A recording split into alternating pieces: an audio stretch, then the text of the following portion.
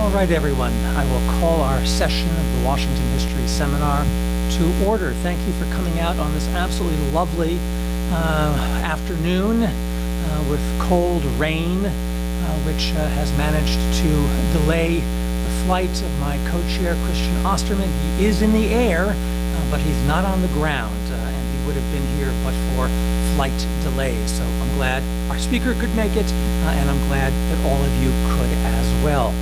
My name is Eric Arneson. I'm the co-chair of this seminar, along with Christian Osterman from the Wilson Center, and I am from the George Washington University up the road.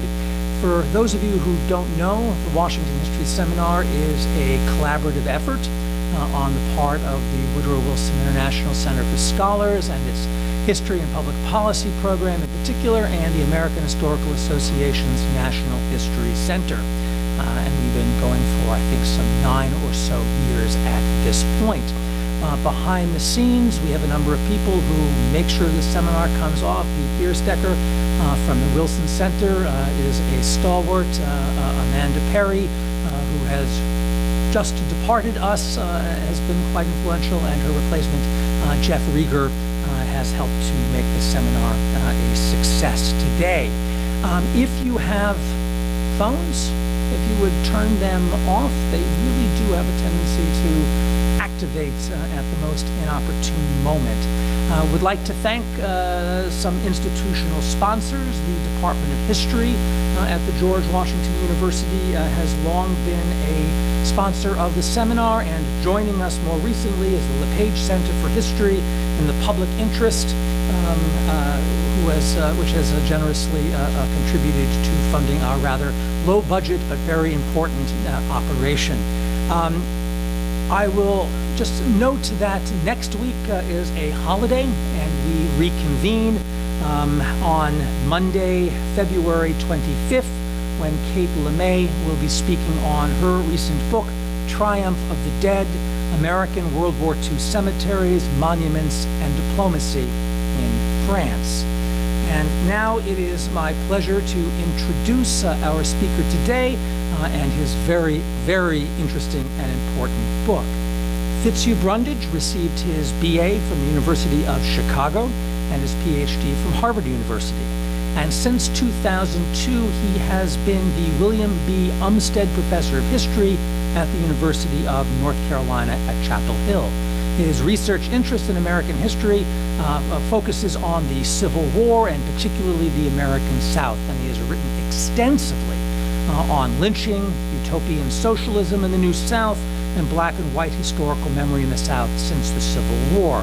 His current research project is a book on Civil War prisoners of war camp, a topic that makes a powerful appearance in one chapter in this book, as well as the American embrace of total institutions during the 19th century.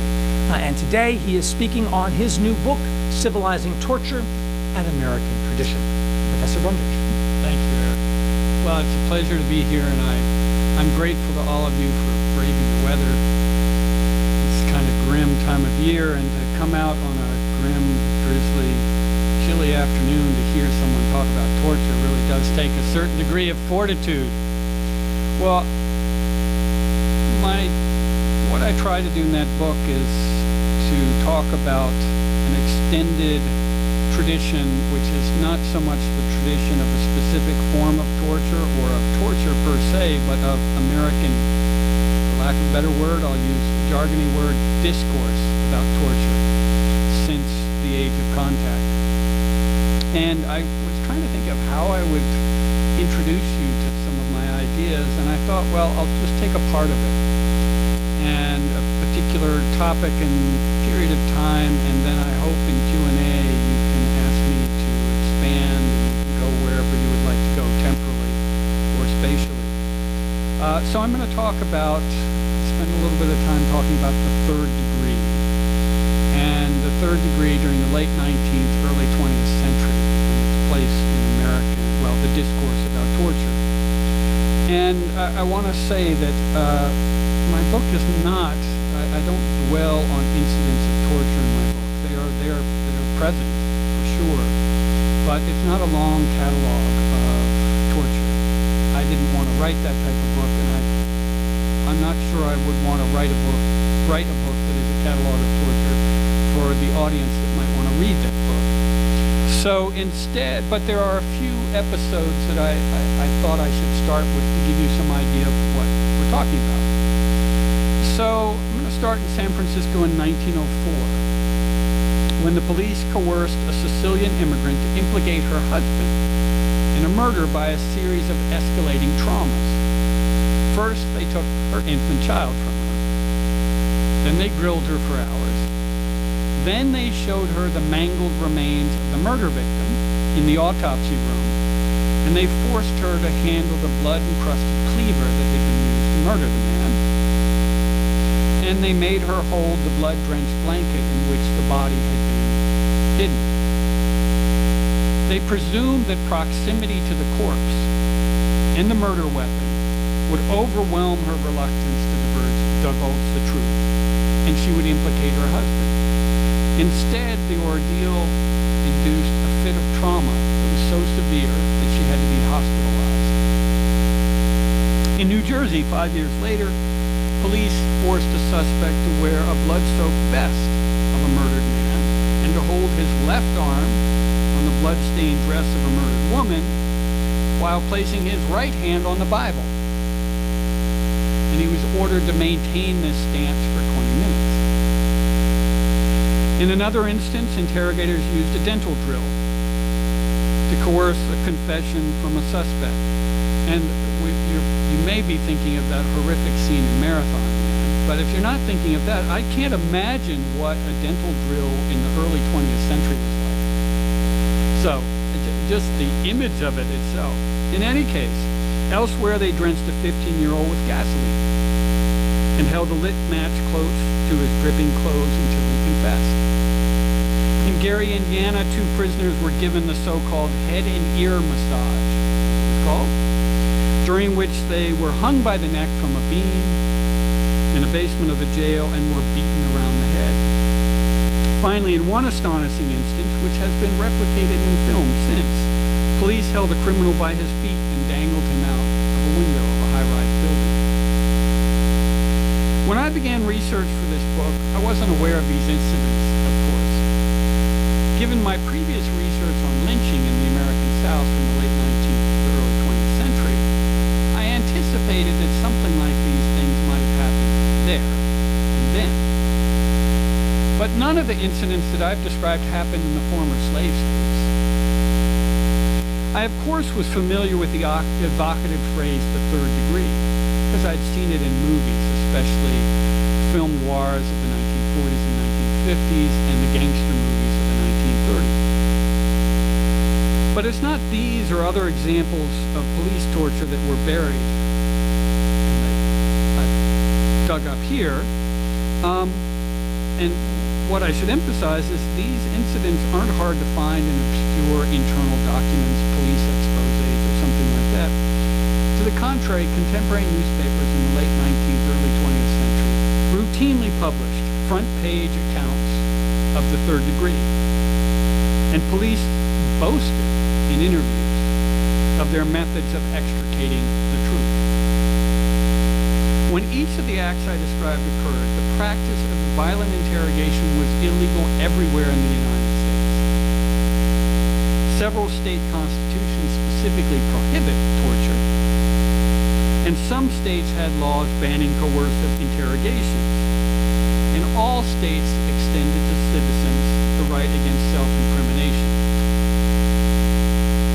But only the willfully naive or the transparently duplicitous could claim that agents of the state refrained from torture in the United States. Law officers in virtually every state used the third degree, and courts across the country routinely accepted confessions that had been violently wrenched out of prisoners. Notorious criminals and petty lawmakers alike fell victim to the third degree. Violent interrogations were so well known that the American soldiers who were prosecuted for war crimes, that's what we would call them now, war crimes during the Philippine insurrection between 1899 and 1903, repeatedly defended themselves by equating their actions in the Philippines with those of American police.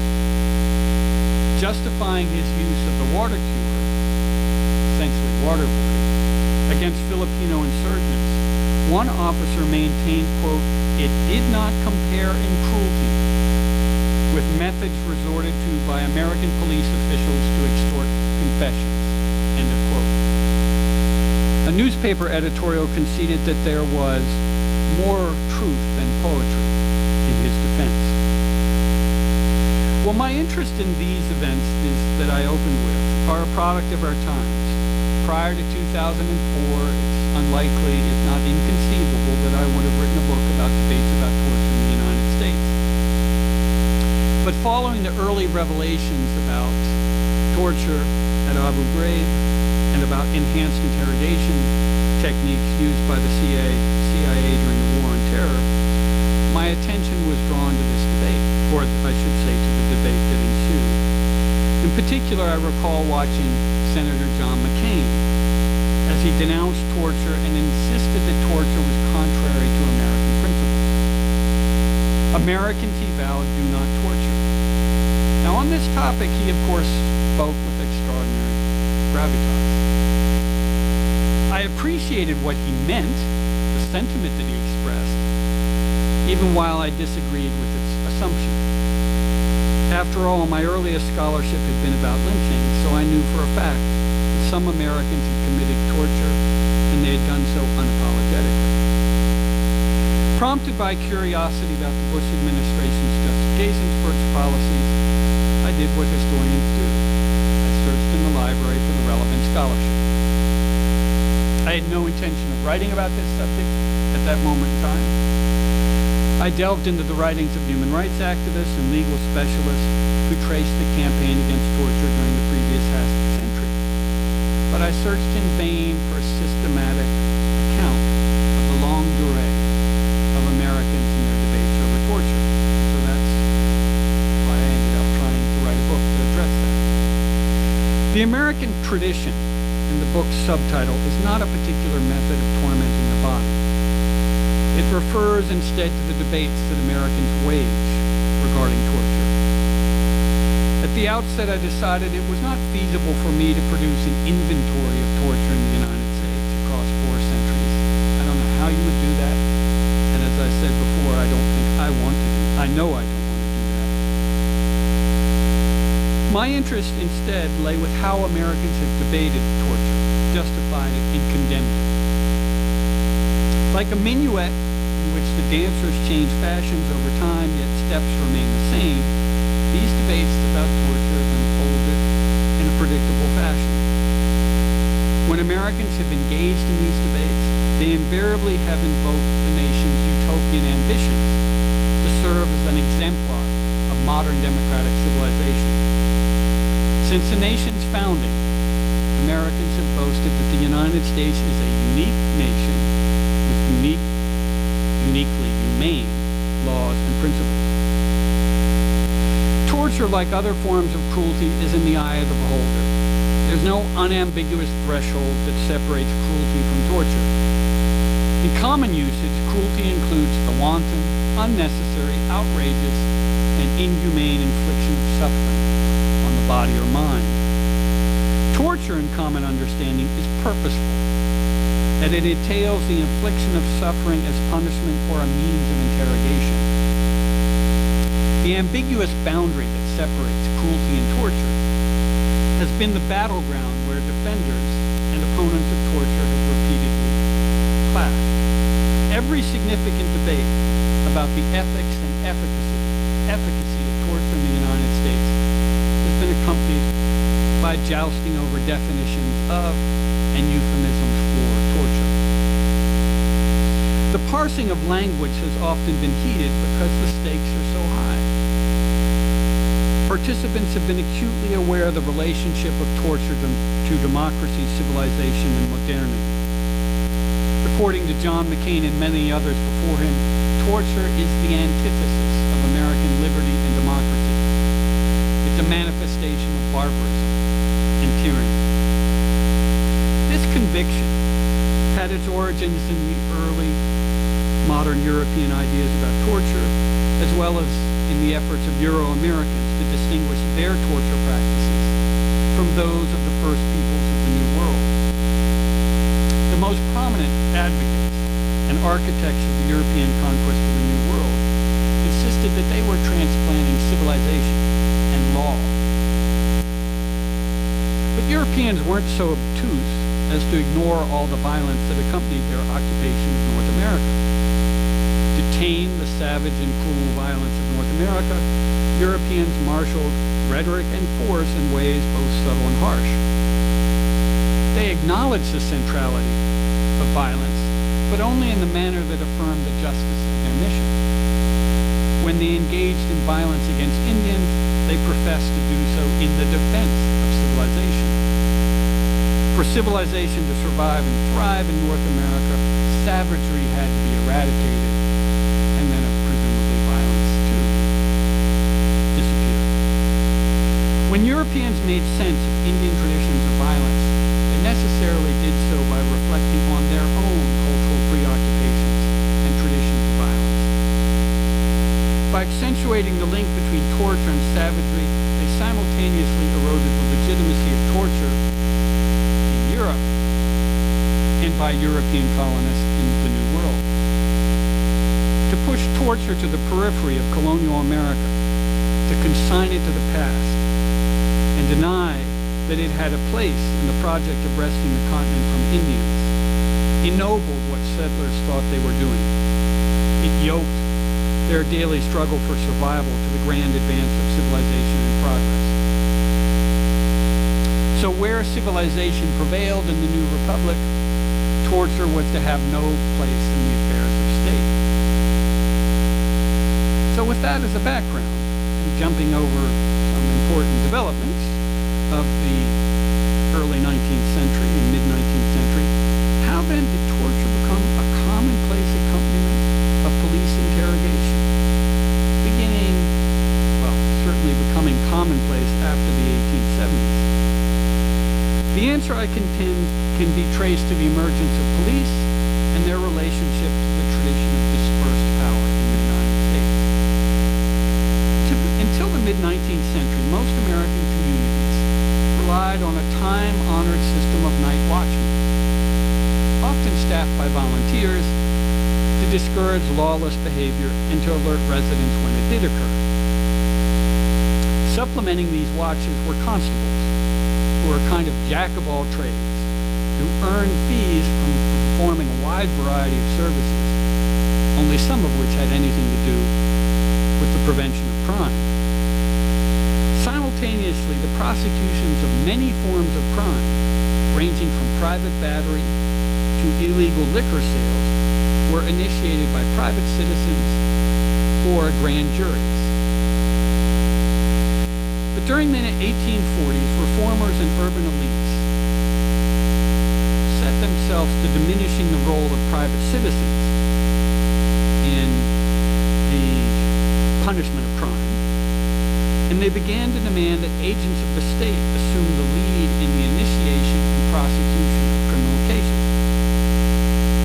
This campaign led to expanded duties for both police, literally the creation of police, and also district attorneys. By the 1870s, virtually every respecting town and city in the United States was likely to have a formal police force. And these new police forces represented a significant innovation, because now policemen, unlike their predecessors, were full-time employees. They had specific charges, specific duties to prevent crime, apprehend suspects, and complement the efforts of local authorities to prosecute criminals. Now, police are so much a part of modern American life, we forget what an innovation they were. For all of Americans' deep distrust of centralized power and of standing armies, they tolerated police forces that enjoyed surprising autonomy. The newly established police departments developed an awkward relationship to existing local politics, local state governments. Although the police forces were typically enmeshed in local politics from the very outset, the departments were subject to only limited legal and institutional restraints. And many police forces developed powerful and insular cultures very quickly, in which unquestioned obedience, military-like discipline, and fierce loyalty at the precinct level was expected. Metropolitan police forces also acquired unprecedented responsibilities and powers. They continued to employ customary violence to impose their will, even as they made increasing use of a new power, custodial interrogation, to expand their influence. Traditionally, interrogations of alleged criminals had been conducted by constables or officers of the court in the context of trials. Such interrogations were often haphazard affairs. They unfolded in public, and they unfolded with the participation of local notables and random witnesses. Now, police and district attorneys assume the responsibility of grilling accused wrongdoers while in custody. The innovation of custodial interrogation was a manifestation of the nation's distinctive system of adversarial justice. In American justice, the admission of guilt is likely to conclude a prosecutorial investigation, and the case can proceed to sentencing. In other systems of justice, a confession by a defendant is merely one more fact that is entered into evidence, and it doesn't free the prosecution from the obligation to present a full case. The exceptional weight assigned to the confession in American justice in turn encourages plea bargaining, which in other systems can be difficult, even impossible. The connection between coerced confessions and plea bargains is often direct.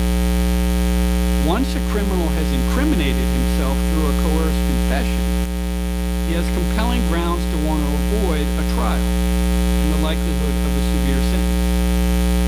Prosecutors also have cause to pursue plea bargains, which lighten crushing workloads, avert unpredictable decisions by wayward juries, and have the effect of shielding interrogation procedures and the integrity of the criminal's confession from the scrutiny of the court.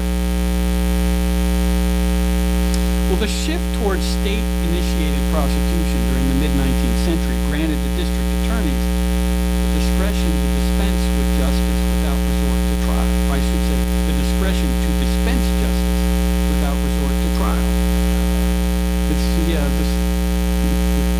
In any case, for more than a century, as I'm sure we all know, a large portion of felony cases in the United States have been resolved through plea bargains and without trial.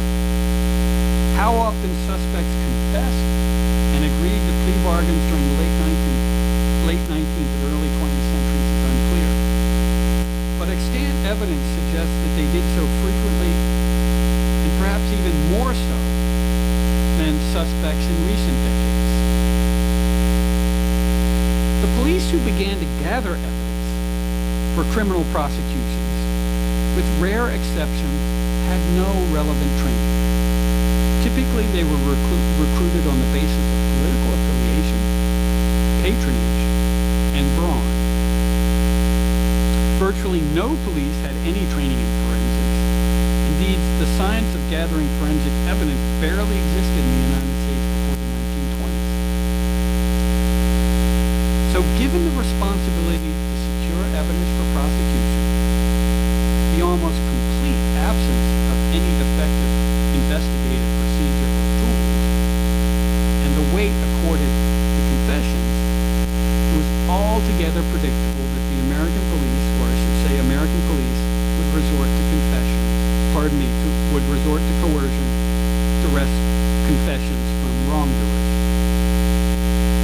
In 1906, 1907, a thoughtful letter writer to the New York Times conceded that the morality of the third degree might be questionable, but he declared its results, quote, gratifying. In absence of confessions, police typically only had circumstantial evidence to substantiate charges. Such evidence, to the chagrin of law officers, didn't always persuade juries to convict.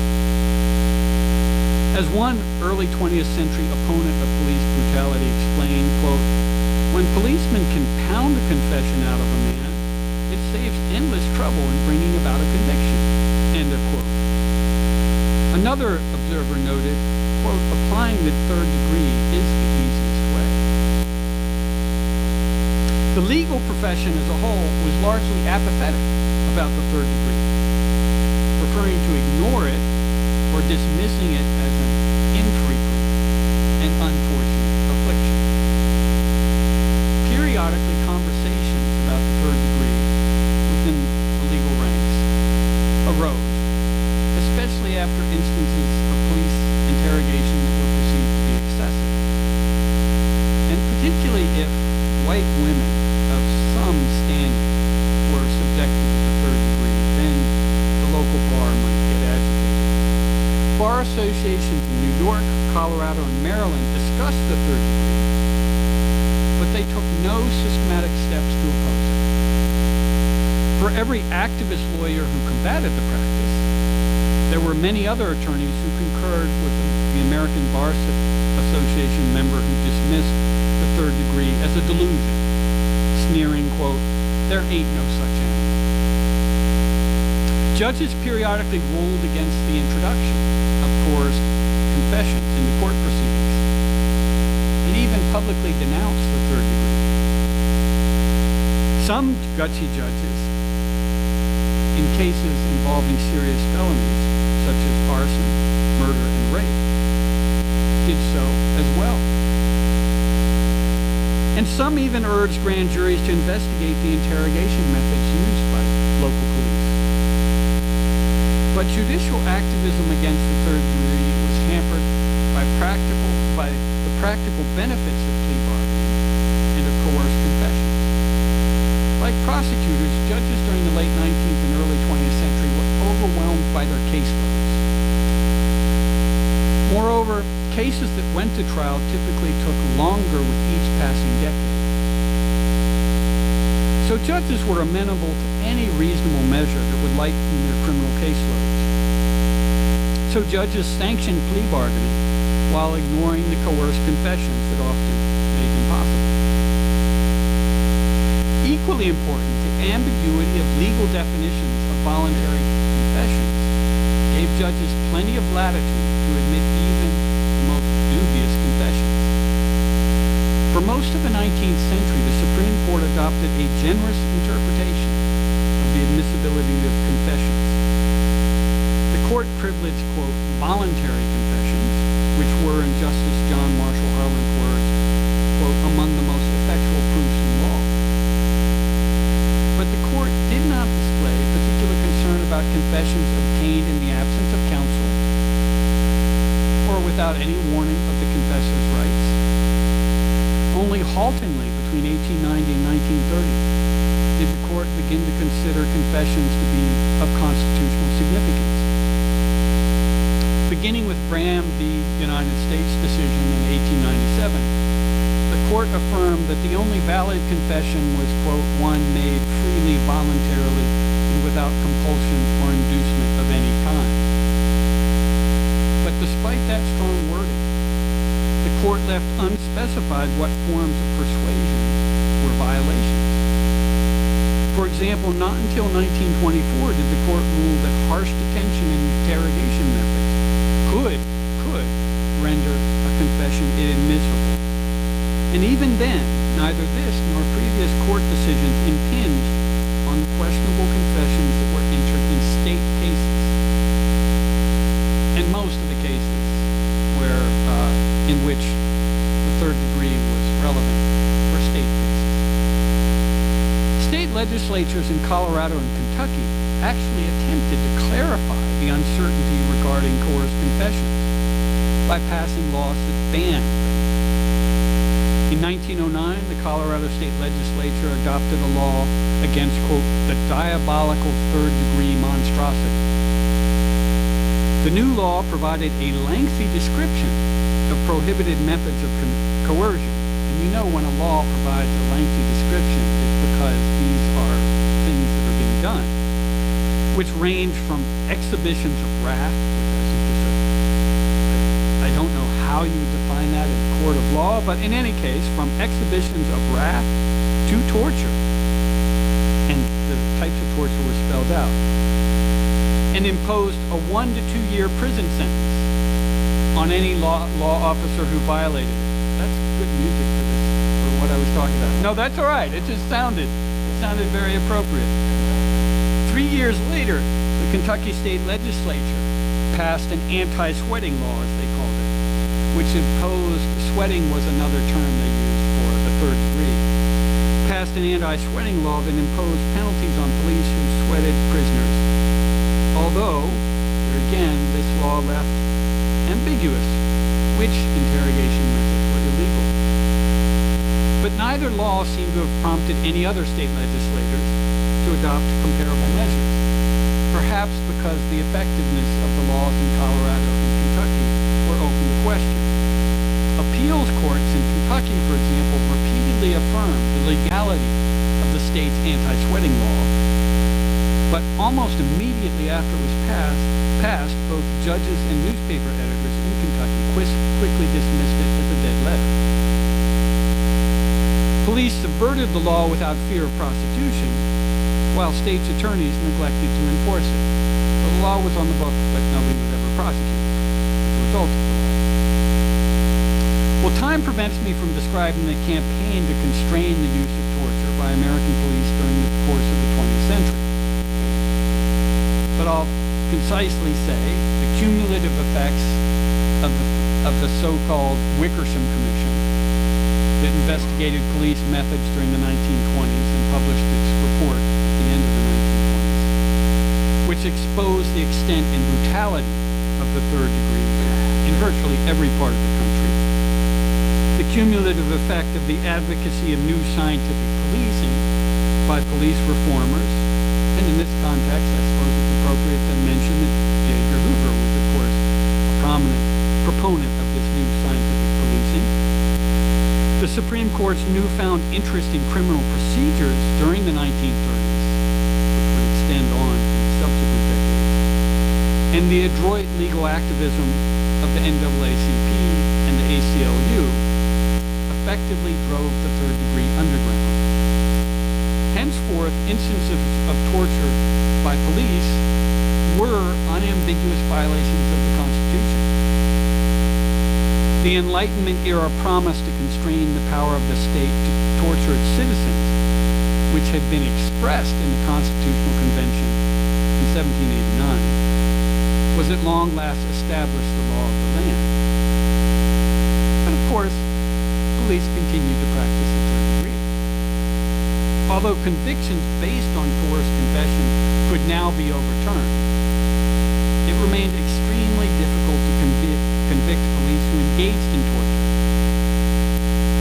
Except in extreme cases, district and state's attorneys were loath to prosecute policemen, who were, after all, because of the tradition of adversarial justice in the United States, their essential allies, and on whom they relied to carry out their jobs.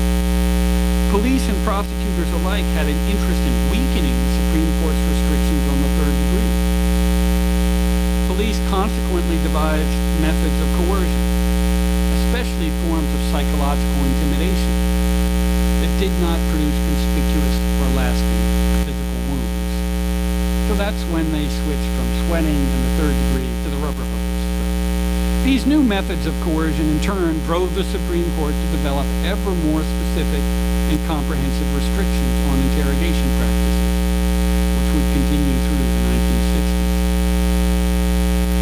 It's appropriate to turn now to the ordeal endured by Roosevelt Scott, a black man arrested for murder in Chicago in 1959. His case is a vivid reminder of the tenacity of of the culture of the third degree in some locales, and the evident confidence of police, despite 3 decades of Supreme Court decisions by that point. During his 24-hour-long interrogation, Scott was hit with a baseball bat, a blackjack, a city phone directory. That was a favorite thing to hit with because it didn't leave any evident physical wounds. And then he was forced to strip and lie naked on the floor while police struck his testicles with a belt. Despite Scott's harrowing experience, and that of other residents who were subjected to similar behavior, Chicago police spokesman insisted the third degree had fallen out of favor in Chicago. Yet when the Chicago Police Department publicly banned the third degree in 1963, this is decades after the Supreme Court had already effectively said you're not supposed to do this, officers grumbled that the prohibition would embolden criminals and impede the police from doing their jobs. And they grumbled to journalists about this, not just private. So for most of the nation's history, the prohibition on torture in American law and tradition largely rested on the premise that the civilized sensibility of Americans, especially the capacity and even obligation for empathy for fellow citizens, would make torture unthinkable. But the nation's boundaries and the nation's polyglot population grew faster than did Americans' capacity to sympathize with all of those with whom they shared the continent.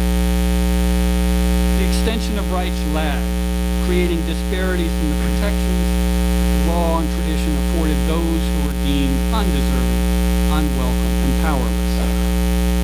And during war, of course, military exigencies and the primal urge for retaliation attenuated Americans' capacity for sympathy. Thus, those who were least likely to enjoy the shield of their neighbor's compassion, or were deemed least deserving to be Americans, were the most vulnerable to torture. The history of torture, above all, reveals the toxic consequences when rhetoric and policies that dehumanize the enemy within.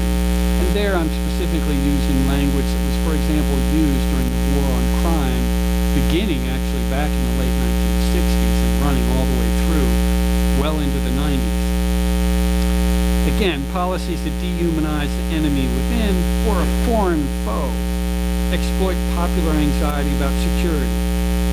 Appeals to security have been the ultimate excuse in defense of torture. And that was always the line, for example, police would use. We don't do this, crime is going to take over the city. Over and over again, history reveals that when the preservation of rights is believed to impede or diminish security, then rights are easily jettisoned, and even the prohibition of torture becomes conditional. We can't credibly claim that when other countries torture, it reflects their basic character. But when we torture, it violates ours. Any claims that Americans are intrinsically moral and that torture is an exceptional aberration whenever we commit it are difficult to reconcile with the history that I've tried to chart in my book. American leaders or those who act on their behalf possess no innate moral or ethical lodestar that predisposes them to respect human dignity or rights. To the contrary, the American political system rests on the recognition that Americans, like all other human beings, have the capacity, even the inclination, to abuse power.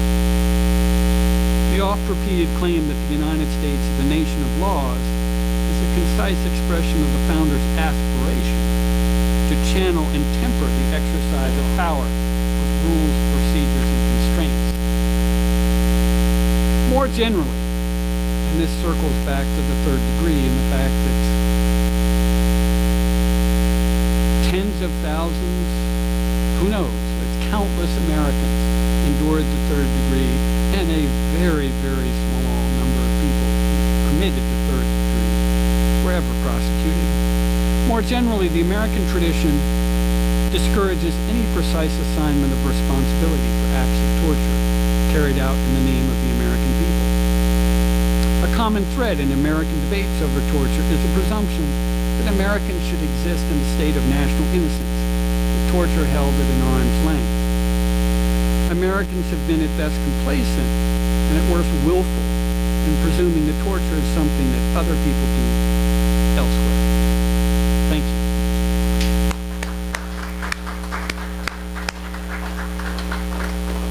So now we begin our interrogation session. We ask that Third degree. I wasn't going to say that. Well, of course. If you would wait for the microphone to reach you and identify yourself before you ask your question, we would appreciate it. We have a hand up right over here, Pete. If you would get that microphone. We have one person passing the microphone around today. A number of people are out with some various illnesses, so be patient. David Sobelson, Washington, D.C. I have two questions. First question, why third?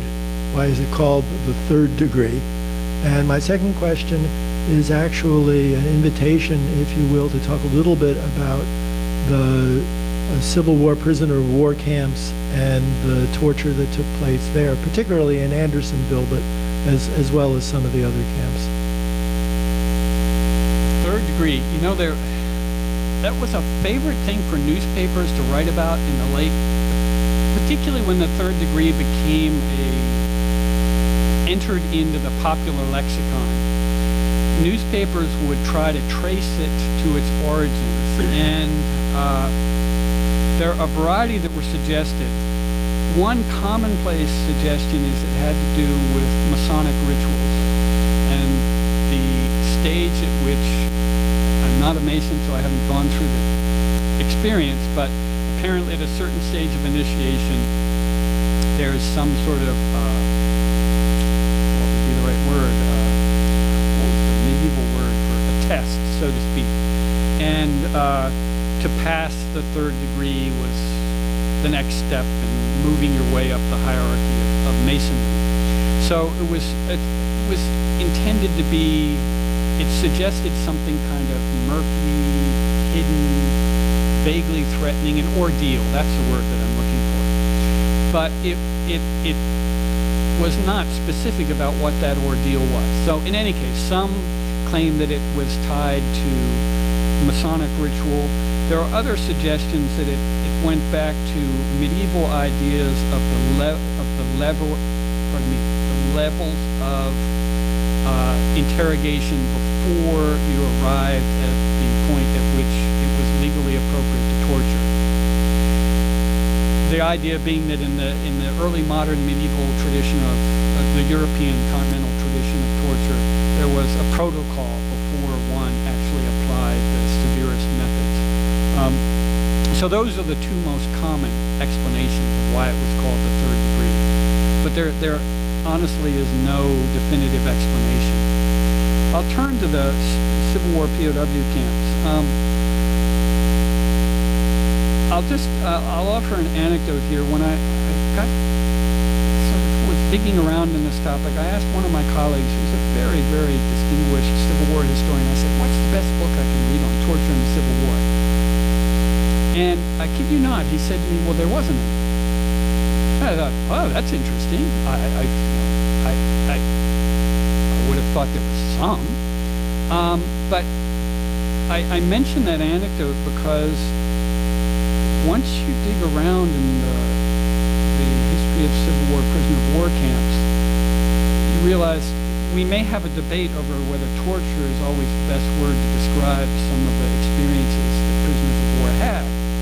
But whether we're talking about extreme cruelty and or torture, let's have that debate. In any case, it brings me to one of the observations I would make about the way in which we think about Civil War prisoner of war camps. We think of, without getting into the long nitty-gritty history of why Civil War prisoner of war camps arose, they're typically presented in the history of the Civil War as having arisen out of circumstance as opposed to by design. And that actually neither side wanted to have the camps, but when the exchange system between the North and the South between the Confederacy and the Union broke down, they were stuck with prisoners and they had to put them somewhere, and so they created these camps.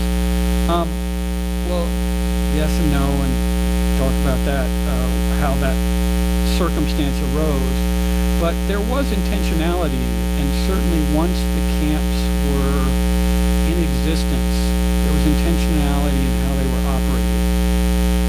And as you all may know, that intentionality extended to not only forms of punishment, but also to the management of diet.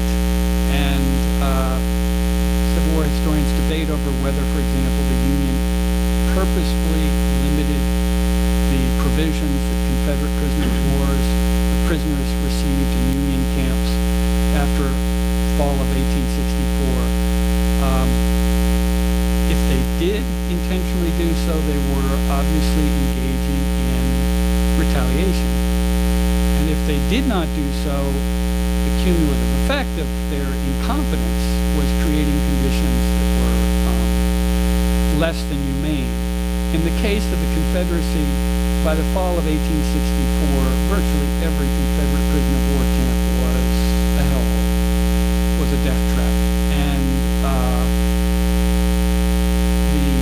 the excuse often is made, well, that they couldn't provide provisions for Confederate soldiers in the field.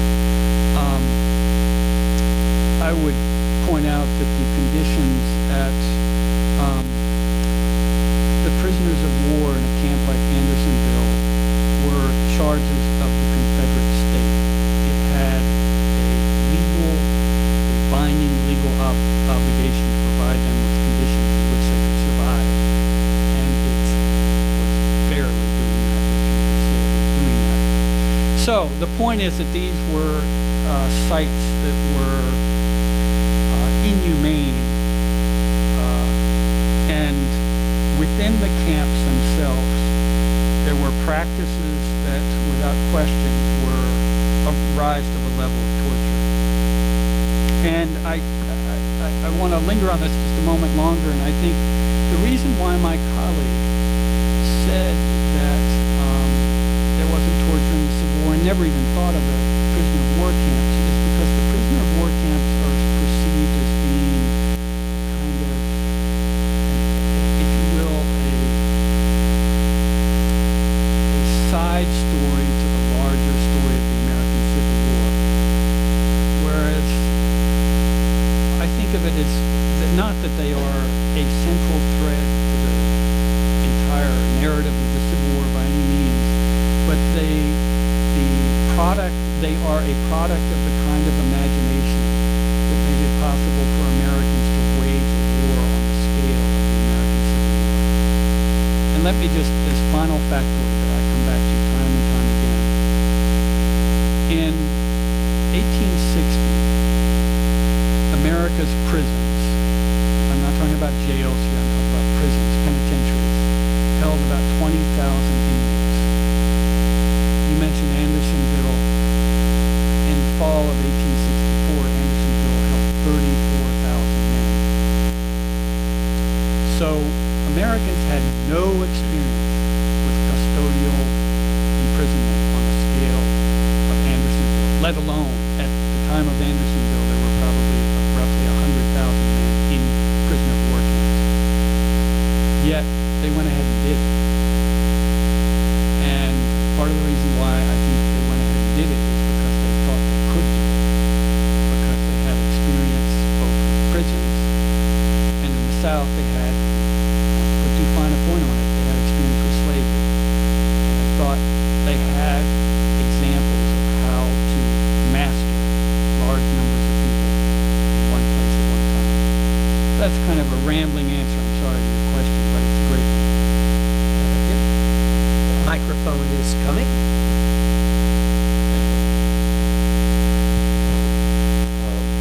My name is Dick Hart. I'm sort of a historian, I guess. But my generation did duty in the prisoner of war camps, the Americans, with the Germans, less so the Japanese, and the Italians. And every one of them that I've ever talked to, and I've talked to a lot of them because it interests me, tells me that nothing, not only nothing was done, but that they went out of their way to provide the opposite of torture, to show them decent ways to live together and to learn how to, from being a butcher to be a surgeon and so forth.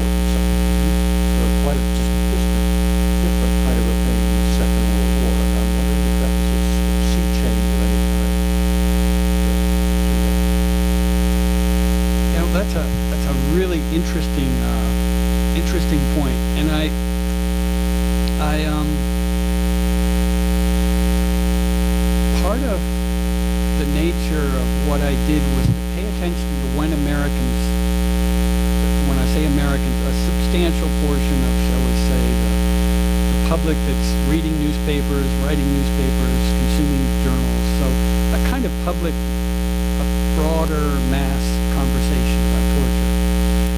And there was certainly plenty of conversations about violations of human rights by German military and Japanese military. Certainly, but there was very little conversation about the need for Americans to retaliate in kind. And as you said, instead the rhetoric was the contrary. But I didn't linger long there. But to highlight the point that you're making, the one way in which I wanted to touch on that was I used the example of the so-called Almaday massacre. I hope I'm saying that right. Are any of you familiar with that? There was a massacre that Germans... I said Almaday. Yes, Malmedy. Yes, I'm sorry.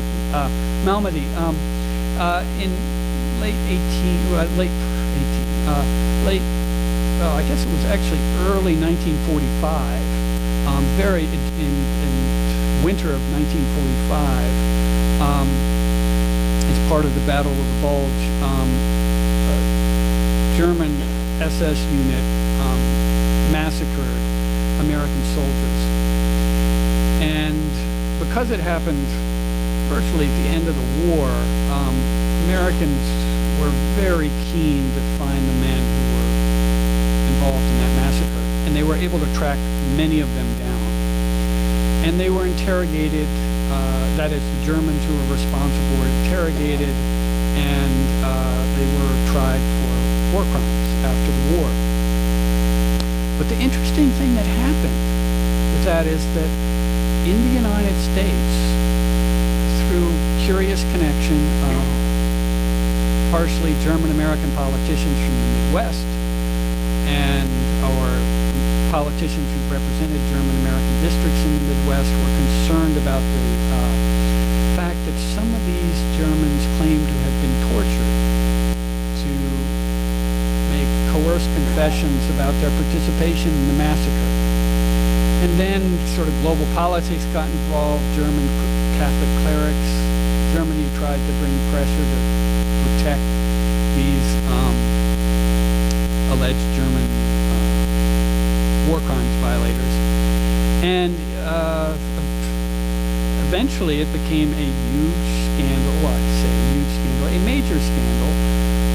Hearings were held at which at that point, a young Senator Joseph McCarthy went berserk, accusing the army of having engaged in the torture of German soldiers. Now, why am I telling you this story? It's a fascinating example where, in the aftermath of World War II, with Germans who allegedly massacred American soldiers who had surrendered,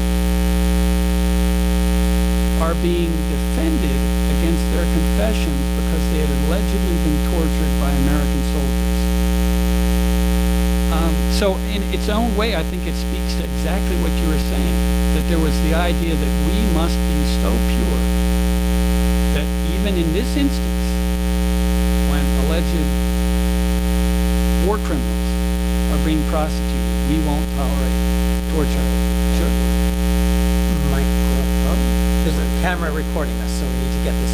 The word pure is what triggered it. My sense is that it was more than just a sense of feeling like we should be pure. It was a policy of the prisoner of war system, but also of the occupation of Germany and also the occupation of Japan to pull off something that had never been done before, to occupy a victim country and to try to imbue in that country elements of civilization and democratization that we wished we could disseminate throughout the world. And this was part of the same policy, it seems to me. I think you're right, and that's where one of the points about when I talk about the title, Eric was asking you about the title. It was my way to sort of play with the idea that there have been Americans throughout, well, since the founding of the nation and even before, but there have been people in North America who are really very sincere about the idea that torture has no place in a modern civilized society. And they marshal that. So, for example, at a time when the United States was fighting, saw itself as in a death struggle with totalitarian ideologies and fascism, that notion of representing civilization and democracy was incredibly powerful. But that idea can also be bent, and it can be bent to justify actions that would seemingly be incompatible with democracy. If you can claim democracy is so threatened, civilization is at such risk, we have to use Dick Cheney's word, go to the dark side. But I think in the case of World War II, there were, of course, incidents that now we learn about. For example, when American troops landed in Sicily, there were massacres, and I have no doubt that there were instances of violations. But as you say, the policy, the intent was, yes, the discourse was definitely not to adopt those methods, and instead to assign those methods specifically to the enemy. Right here in the middle. James Banner, nice to see you, Professor Brundage. I want to raise some questions, not about the specifics of what you said, but about the general context. You present this necessarily, it seems to me, as an American issue, and when it's put against the screen of our national self-image, self-esteem, makes a lot of sense. But is this really an American question, American issue? And I'm not asking for you to tell me how Chinese torture may differ from Chicago torture. But do you have any way of telling us whether we should be any more surprised or disturbed as people elsewhere would be about learning of the torture that goes on in their nations? Do we have a lesser or a greater degree of official or permitted torture in our judicial system than elsewhere? Any knowledge about that? And so on. I mean, I'm nervous about the American focus of the story. Excellent question. I just have to take this moment. I did my undergraduate senior thesis on a topic. James Banner's book was the inspiration for that, so it's a pleasure. Excellent question, and it's something I'm very conscious of. Was conscious of because I didn't want. I certainly would not want anyone who finishes the book to assume that I'm somehow trying to elevate the history of torture in the United States to the level of some societies where torture has been truly endemic. So, just for example, I think in Zimbabwe, in the last 30 years, that's a society that Argentina in the 1970s and in the 1980s, Chile in the 1970s, those are societies that were distorted in profound ways that I can barely judge as an outsider. So you're absolutely right that what I was interested in is why torture is such a I'm interested in the implications of torture for, as you say, the American self-conception, the national self-conception, and why torture is so jarring for the notion of American exceptionalism. As far as to the extent of torture in the United States, I'll use the example of the third degree. I have not found a book in English that gives me a good overview of French police interrogation methods in the 19th and early 20th century. But the French were widely known for using violent interrogation methods. And of course, in Algeria, they really went to town with torture. So by no means would I suggest that somehow Americans, I don't even know how I would compare the levels of torture in the two societies. So that's exactly why I try to go out of the way in the introduction, and I hope in the conclusion to, maybe I don't do it sufficiently, but I intended to convey that this is not somehow so that we can rank order the United States in some hierarchy of the nations that have committed torture.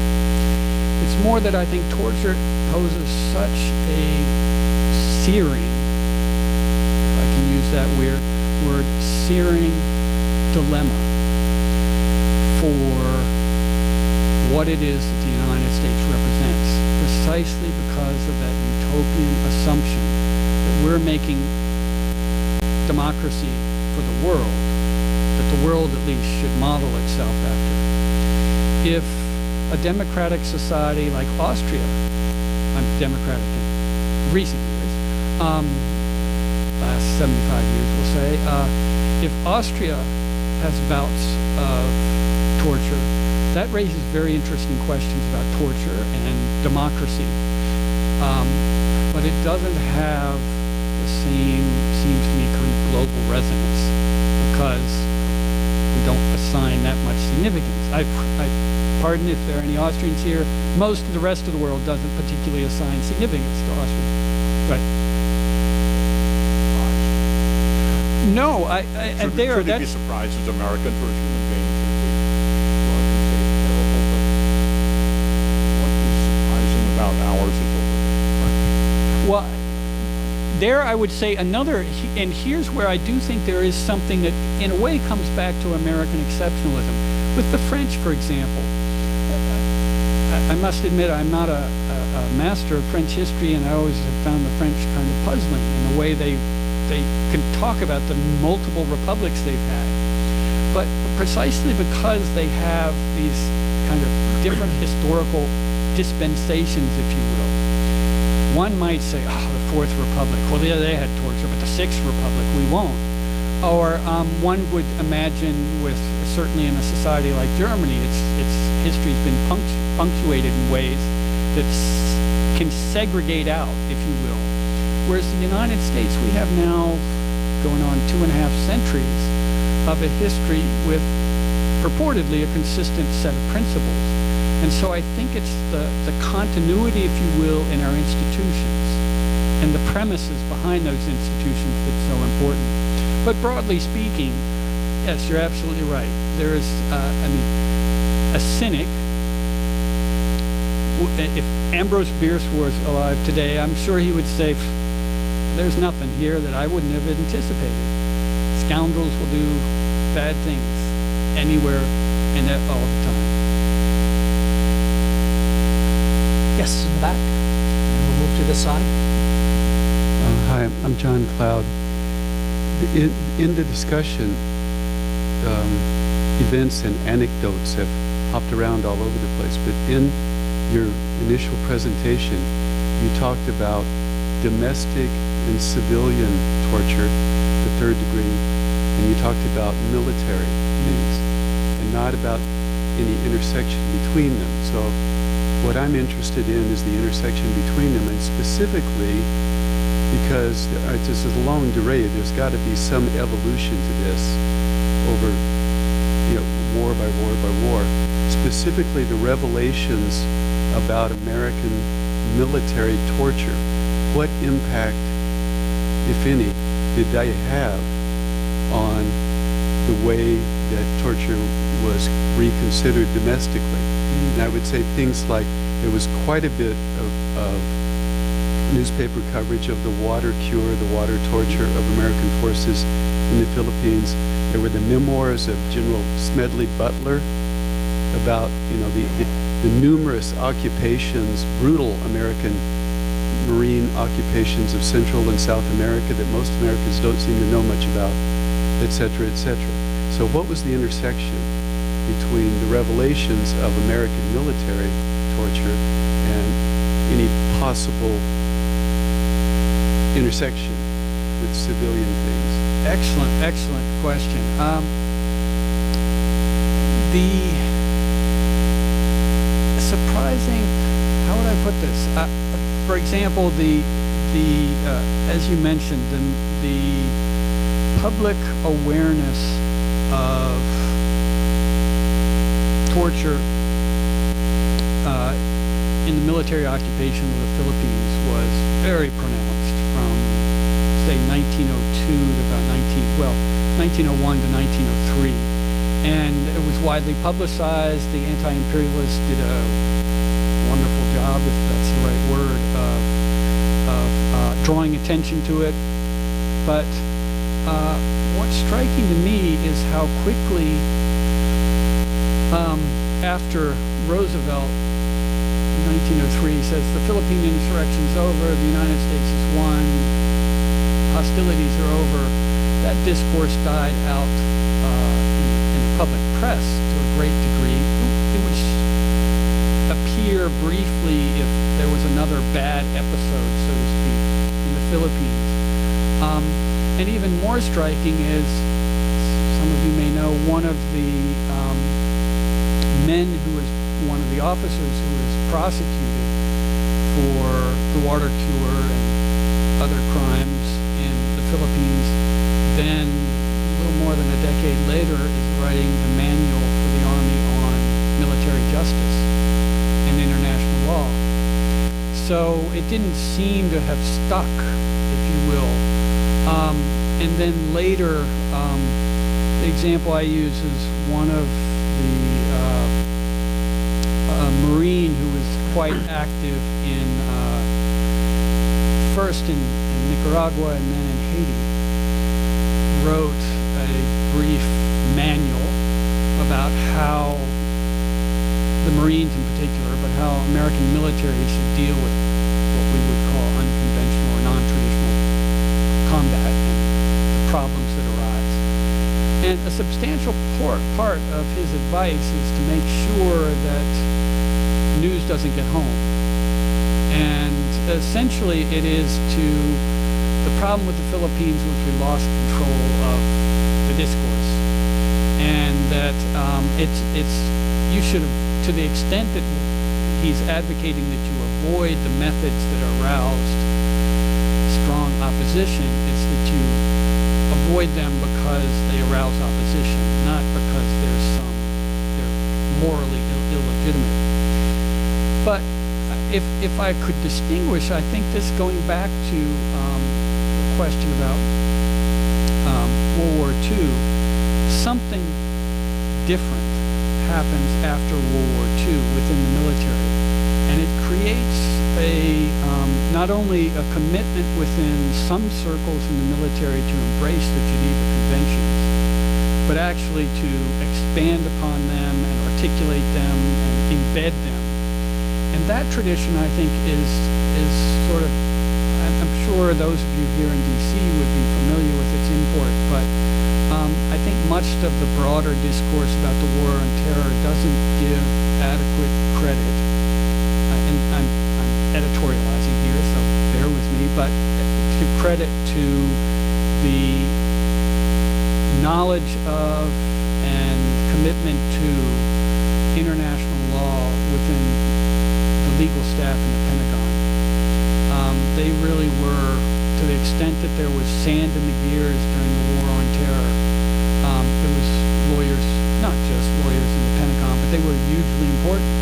And that's because they were committed to this tradition that had emerged after World War II to institutionalize the Geneva Conventions. And if I could extend just to the Vietnam War, there was a re-intensification during the 1970s after the Vietnam War that, well, we lost control of things in Vietnam, we're gonna embrace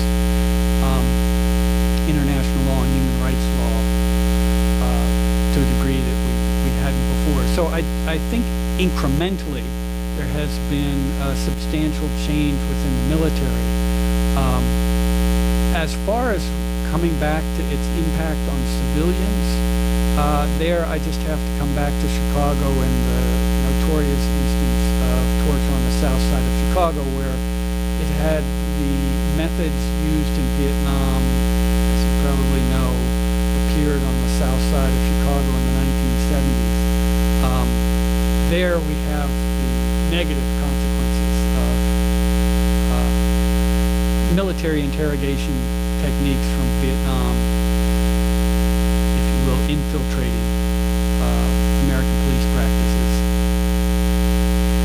I've got two questions, if I could use co-chair prerogative to get them in.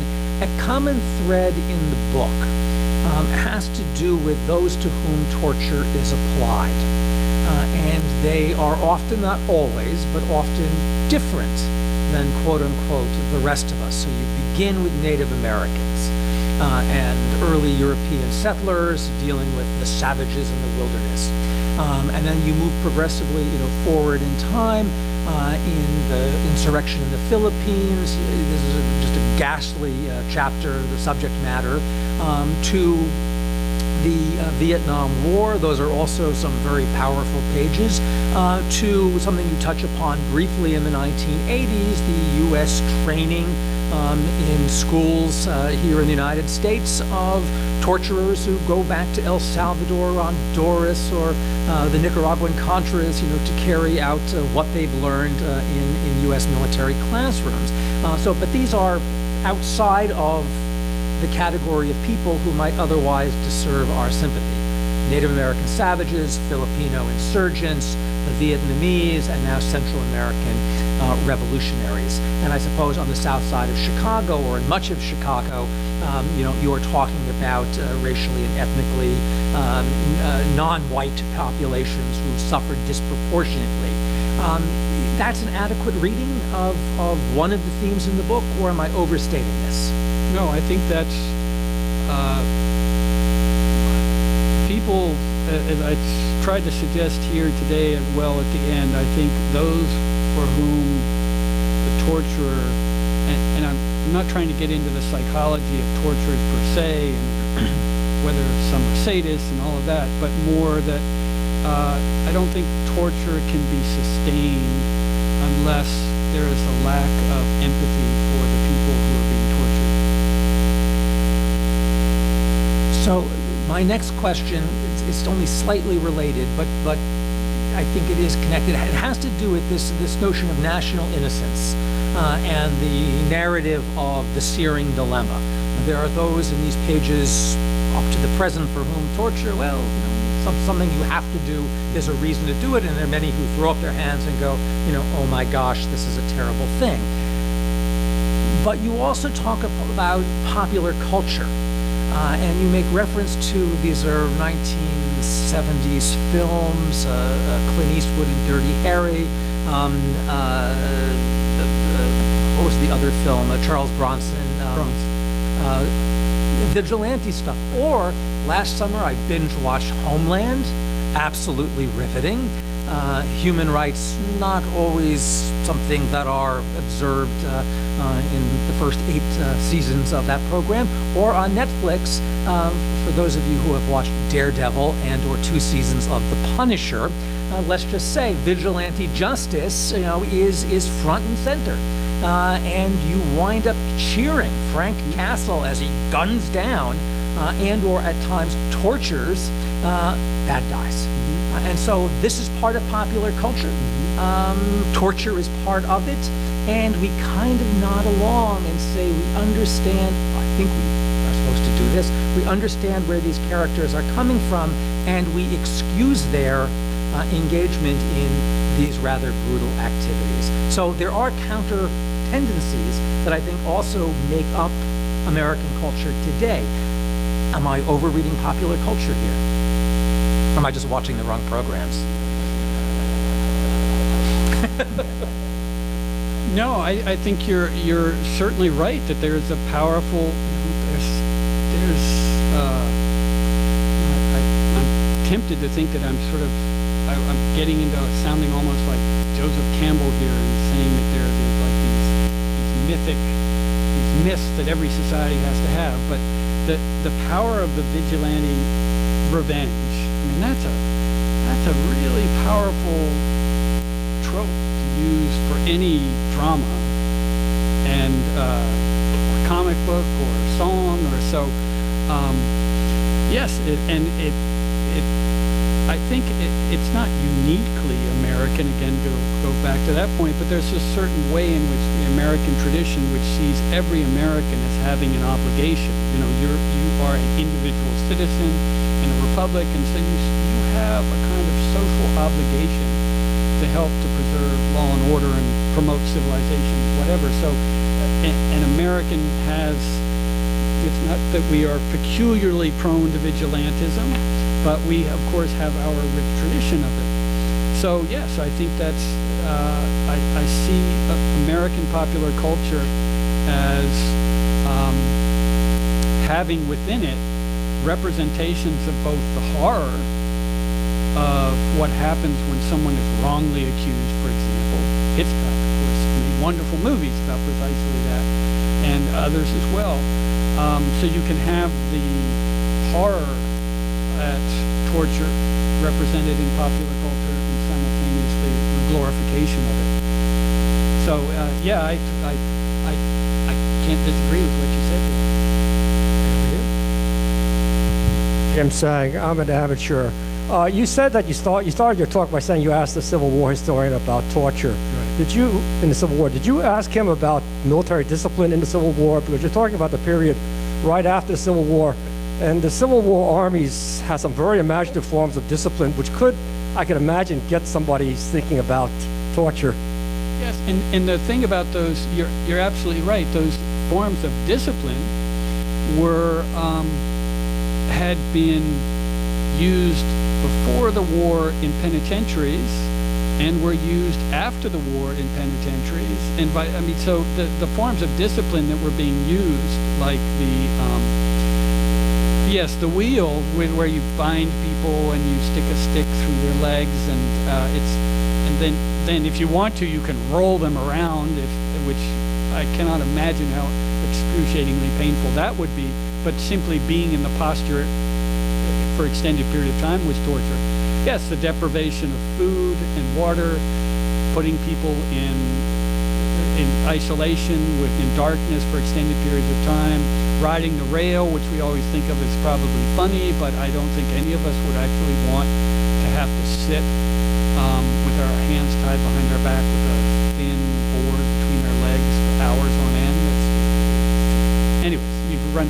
Yes, and the interesting thing about those forms of military torture is that soldiers themselves wrote letters home saying, I hate the army, I hate this experience, I want out of here, this is just a school for torture.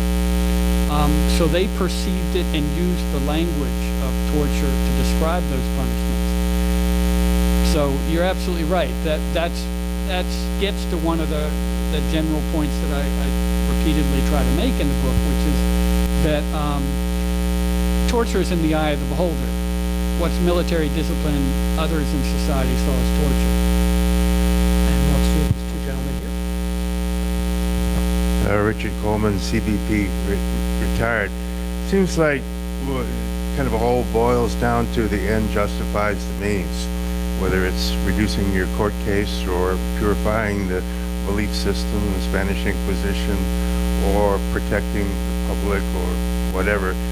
And that if you actually take an ethical stand, you're in trouble. You're soft on terrorism, you're soft on crime, but you can take an efficacy stand and say, well, actually the waterboarding, we won't get into whether it was good or bad, but it just didn't work. So we can attack it on that grounds. Do you think there's even, after all this time, that there'd be any problem reverting to waterboarding people on the southern border if the hysteria could be whipped up? Your point about the end justifies the means is spot on, as well as efficacy. During the early modern period, when Europeans were developing elaborate, what would I call it, an elaborate discourse and ideology about torture.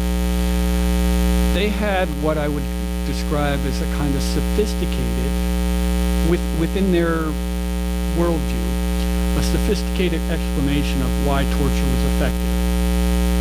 And I won't bother going through all of that right now, but since the period of the, broadly speaking, the Enlightenment, so since the mid-1700s,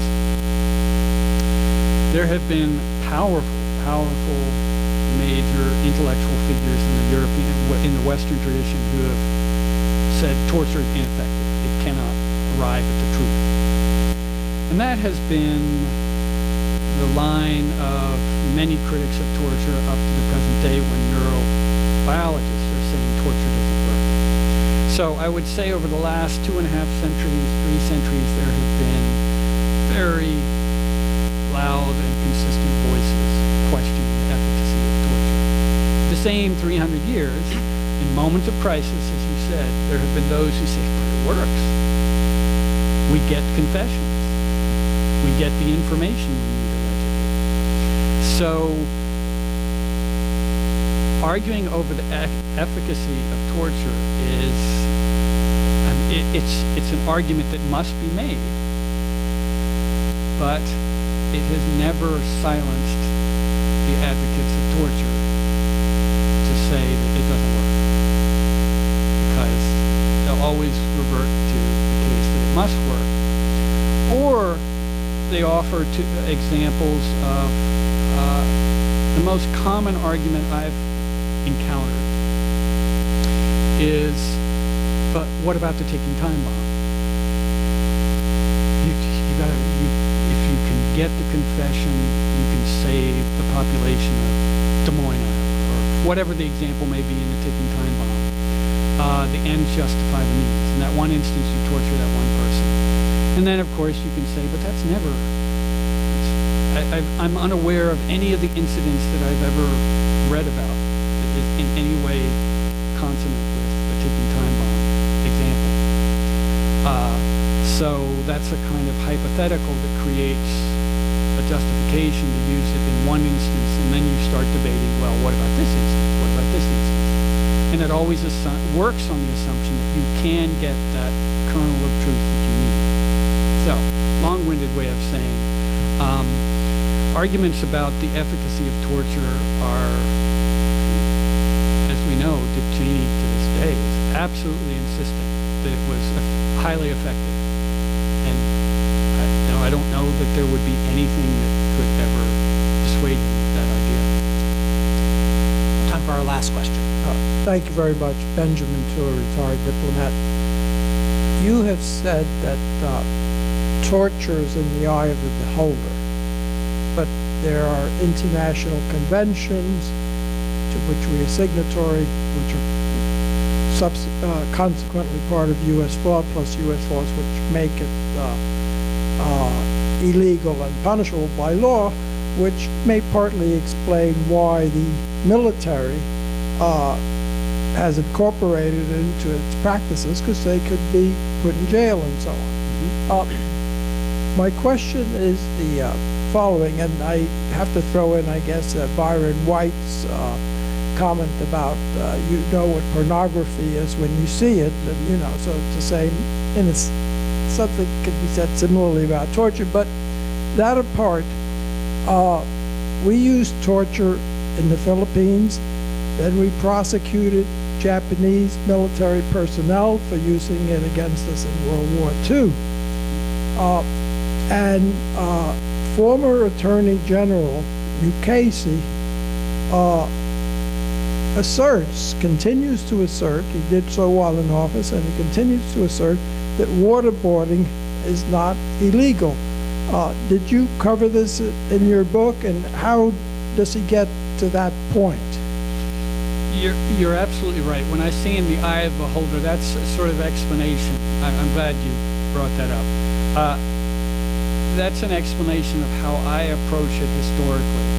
So instead of taking a 21st century definition, I'm sure I'm guilty of this in ways, but my intent is always to describe forms of violence that some contemporaries at the time defined as torture. So rather than taking, say, the international, or we'll say the UN definition of torture and applying it historically, regardless of whether or not contemporaries use the term, I wanted to use language that contemporaries use. So that's where I meant in the eye of the beholder.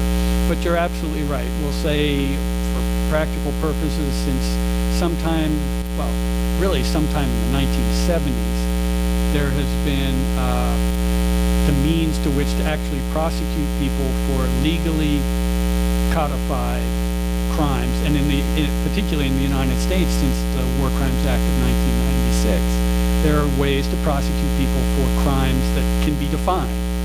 So they're not just in the eye of the beholder; they are actually punishable. And you're absolutely right. And I just have to say, I think, given that Walter P. Jones Jr. died on Sunday, it's worth mentioning the War Crimes Act of 1996, which he was the sponsor for, because that was an act that was really his intent when he sponsored it, was to protect American to give American servicemen legal means to prosecute people who had tortured them or treated them inhumanely when they were serving in the U.S. military overseas. He hadn't anticipated that it might be used to prosecute Americans who were guilty of crimes, war crimes. But nevertheless, it did exactly what you said. It essentially took the Geneva Conventions and brought them into American law, so that you could prosecute people using American law for those violations, which is an incredibly powerful tool. And it is the War Crimes Act of 1996 that in particular was what John Yoo and the people in the White House Law Office were trying to figure out how to get around, because the language of the Geneva Conventions is imported into the language of the War Crimes Act of 1996, and waterboarding didn't seem compatible with the Geneva Conventions. Deprivation of sleep, some of the CIA techniques of interrogation were clearly would have been violations, and so that's then when you get John Yoo trying to calibrate that language and say, well, if the intent isn't to actually inflict pain, and that's just a byproduct of the method, well, then it doesn't rise to the level of torture. So that's one argument. Another way of arguing this is, well, really the Geneva Conventions are so ambiguous that really enhanced interrogation techniques don't rise to the level of torture until they threaten death and permanent bodily harm. So if you just slam somebody against a wall, that doesn't rise to that level. So again, it's all part of that calibration. Well, yeah, and essentially there's that very famous line that one of the legal advisors at Guantanamo made about how he was asked, how do you know when you're going too far, you're doing it wrong? And it's like, well, essentially, if you kill him, that's too far. And that's a crude paraphrasing, but that's the gist of the argument. So that was the key, to find the threshold at which you could escalate to trauma as much as possible, but to not not end up with a body on your hands.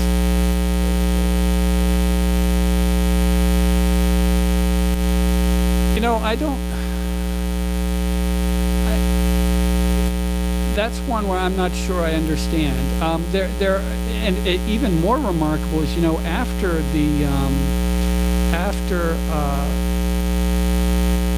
after John Yoo's torture memos, there are the later torture memos of 2007, which are still an effort to try to figure out a way. Okay, we can't do these things now because the Military Commissions Act of 2006 says we shouldn't do these things. What can we still do? Right, waterboards can't be done, but are there other things that we can still do? So that's part of the, as I see it, part of the, if the ends justify the means, then you start trying to find the extent to which you can test the boundaries of the law. And that's, to me, is the most remarkable thing about the Bush administration's policies, was the kind of systematic effort in the White House to see how far we could go. Even while, and this is the curious thing, even while they thought they were staying within the bounds of the law. So they wanted to press the law to the ultimate extreme.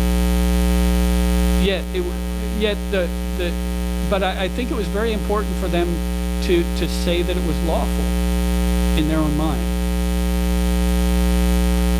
On that note, I unfortunately have to bring this to a close, but let me just say there's a lot more in this book than we were able to touch upon today. It is readable, if disturbing, but important. We recommend it. Thank you. In 2 weeks' time, on Monday, the 25th of February, remember Kate LeMay will be speaking on her book, Triumph of the Dead, American World War II Cemeteries, Monuments, and Diplomacy in France. Thank you to our seminar participants, and thank you to Fitzhugh Brundage. Thank you.